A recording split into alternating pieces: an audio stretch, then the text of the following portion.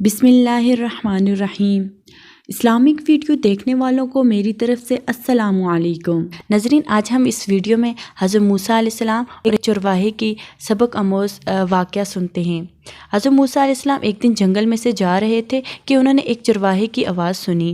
وہ اونچی آواز میں کہہ رہا تھا، اے میرے پیارے خدا، تو کہاں ہے؟ میرے پاس آ، تیرے سر میں کنگھی کروں، تیرا لباس میلا ہو گیا ہو تو دھو دوں، تیرے موزے پھٹ گئے ہوں تو سی دوں، تجھے تازہ تازہ دودھ پلاؤں، تو بیمار ہو تو تیری تیمارداری کروں، میری سب بکریاں تجھ پر قربان ہوں، تو آ جا۔ حضرت موسیٰ علیہ السلام اس کے قریب گئے اور کہنے لگے، ارے او احمق، تو یہ باتیں کس سے کر رہا ہے؟ چرواہے نے جواب دیا، اس سے کر رہا ہوں جس نے تجھے اور مجھے پیدا کیا ہے اور یہ زمین و آسماں بنائے ہیں۔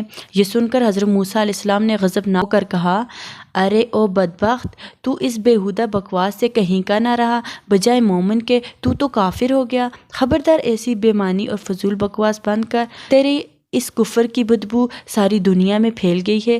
ارے بے وقوف، یہ دودھ لسی ہم مخلوق کے لیے ہے، کپڑوں کے محتاج ہم ہیں۔ اللہ تعالیٰ ان حاجتوں سے بے نیاز ہے، نہ وہ بیمار پڑتا ہے، نہ اسے تیمارداری کی ضرورت ہے، نہ اس کا کوئی رشتہ دار ہے۔ توبہ کر اور اس سے ڈر۔ حضرت موسیٰ علیہ السلام کے غیظ و غضب میں بھرے یہ الفاظ سن کر چرواہے کے اوسان خطا ہو گئے اور وہ خوف سے تھر تھر کانپنے لگا، چہرہ زرد پڑ گیا اور بولا، اے خدا کے جلیل و قدر پیغمبر، تو نے ایسی بات کہی کہ میرا منہ ہمیشہ کے لیے بند ہو گیا اور مارے ندامت کے میری جان ہلاکت میں پڑ گئی۔ یہ کہتے ہی چرواہے نے سرد آب کھینچی اور گریبان تار تار کر دیا اور دیوانوں کی طرح اپنے سر پر خاک اڑاتا ہوا غائب ہو گیا۔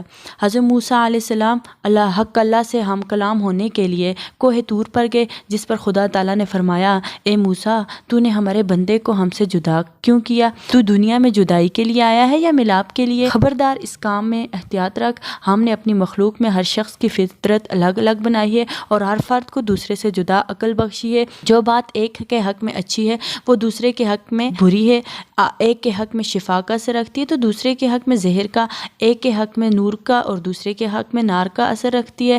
ہماری ذات پاکی ناپاکی سے مبرا ہے۔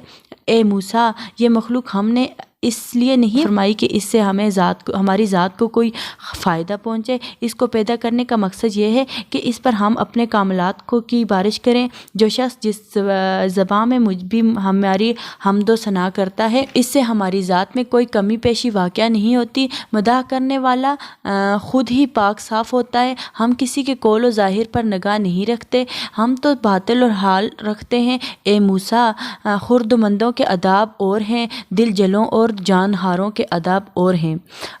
حضرت موسیٰ علیہ السلام نے جب خدا کا یہ اوتاق آمیز خطاب سنا تو سخت پشیمان ہوئے اور بارگاہ الہی میں نہایت ندامت اور شرمساری سے معافی مانگی۔ پھر اسی اضطراب اور بے چینی میں اس چرواہے کو ڈھونڈنے کے لیے جنگل میں گئے اور صحراؤں اور بیابانوں کے خاک چھان ماری، پر چرواہے کا کہیں پتہ نہ چلا۔ اس قدر چلے کہ پیروں میں چھالے پڑ گئے، لیکن تلاش جاری رکھی۔ آخر آپ اسے پا لینے میں کامیاب ہوئے۔ چرواہے نے انہیں دیکھ کر کہا، اے موسیٰ، اب مجھ سے کیا خطا ہوئی کہ یہاں بھی آ پہنچے؟ حضرت موسیٰ علیہ السلام نے جواب دیا کہ اے چرواہے، میں تجھے مبارکباد دینے آیا ہوں۔ تجھے حق تعالیٰ نے اپنا بندہ فرمایا اور اجازت عطا کی ہے کہ جو تیرے جی میں آئے بلا خوف و خطر کہا کر۔ تجھے کسی ادب و آداب و قاعدے و ضوابط کی ضرورت نہیں، تجھے سب کچھ معاف ہے، بلکہ تیرے صدقے میں تمام دنیا کی حفاظت ہوتی ہے۔ چرواہے نے آنکھوں میں آنسو بھر کے کہا، اے پیغمبر خدا، اب میں اس قابل ہی کہاں رہا ہوں کہ کچھ کہوں؟ میرے دل کا خون ہو چکا ہے، اب میری منزل بہت آگے ہے۔ آپ نے ایسی ضرب لگائی کہ ہزاروں لاکھوں سال کی راہ طے کر چکا ہوں۔